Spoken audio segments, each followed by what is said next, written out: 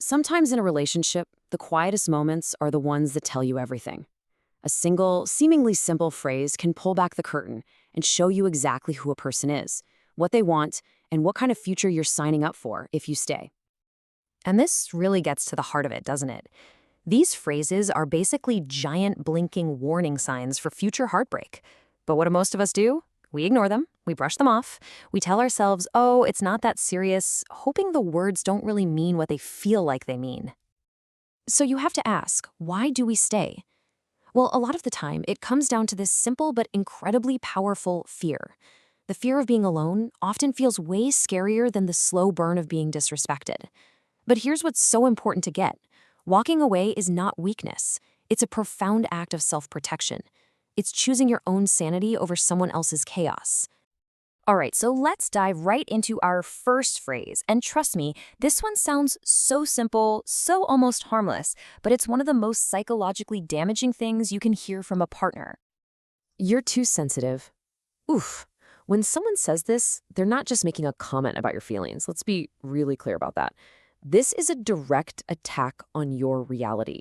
It's a way for them to dismiss your feelings entirely so they don't have to deal with their own behavior. Yeah, there's a word for this, and you've probably heard it. It's gaslighting. And the key thing to understand is that it's not about you being too much. It's about them avoiding accountability at all costs. Over time, this just grinds you down. It teaches you to doubt your own gut feelings just to keep the peace. And you can see the difference so clearly right here. The unhealthy response, it just shuts you down. But a healthy partner, someone who is actually on your team, is going to validate you, even if they don't totally get it. They want to understand, not dismiss. And that, right there, is all the difference in the world. Okay, let's move on to phrase number 2. This one is sneaky. It's really good at disguising some pretty deep emotional immaturity as just, raw, honest authenticity. That's just how I am.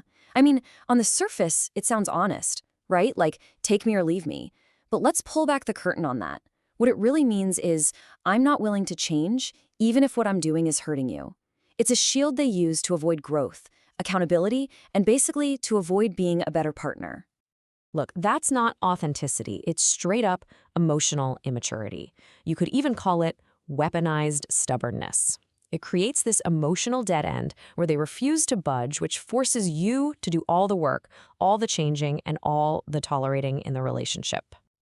And again, this comparison just says it all. The unhealthy mindset is a brick wall. The healthy one, it's an open door. A real partnership requires both people to be willing to evolve. So when someone tells you this is as good as it gets, you should probably believe them. Okay, on to our third phrase. This one is a big deal. This is where the dynamic can shift from being about connection to being about straight-up control. It is a massive red flag. If you leave, and honestly doesn't even matter what comes next. I'll hurt myself, I'll ruin you, I'll tell everyone your secrets. The goal is always the same, to trap you, to hold you hostage with fear or with guilt. This isn't love, it's a cage. We call this emotional blackmail. And you know what?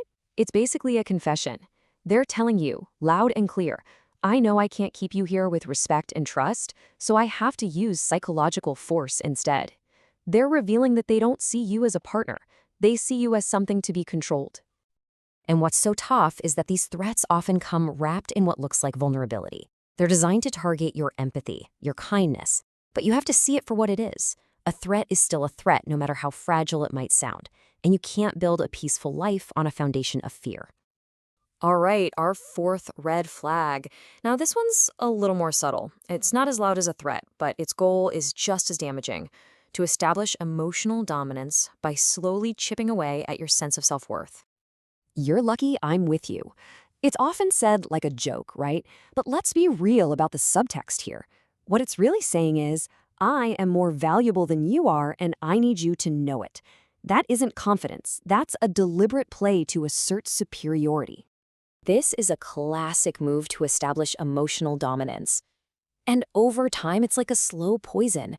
It conditions you to question your own value, to accept less than you deserve, and it makes you feel like you need their approval just to feel okay. Because a truly healthy partner will never make you feel inferior. A healthy dynamic is all about mutual appreciation. They lift you up, they don't need to push you down to feel tall. And anyone who does that is really just showing you how small they feel inside. Okay, let's get to our fifth and final phrase. And this one might be the clearest, most undeniable sign of psychological manipulation you can get. You made me do this. Wow, that right there is the anthem of someone who refuses to take any accountability. They are literally rewriting reality in real time to make you responsible for their bad choices, their bad moods, and their bad behavior. The term for it is blame shifting, and it's such a damaging psychological loop. It traps you into thinking their pain is your fault. And if you hear it enough, you actually start to believe that you caused the very behavior that ended up hurting you. So let's just quickly recap these 5 red flags. When you hear any of these phrases, you have to realize you're not just hearing words. You are getting a direct look at a person's emotional blueprint. It's a clear, unmistakable warning that they are not an emotionally safe person for you. So what do you do with all this? Well, the solution is simple, even if it's not always easy. You cannot control what other people say or do, ever. But you have absolute 100% control over what you choose to tolerate. And leaving, that isn't failure. That is the ultimate act of self-respect. In the end, it all just boils down to this question. Your peace of mind, your future, your self-worth, they aren't defined by someone else's actions. They are defined by your boundaries. The power to protect yourself has been in your hands the entire time. So, what will you choose?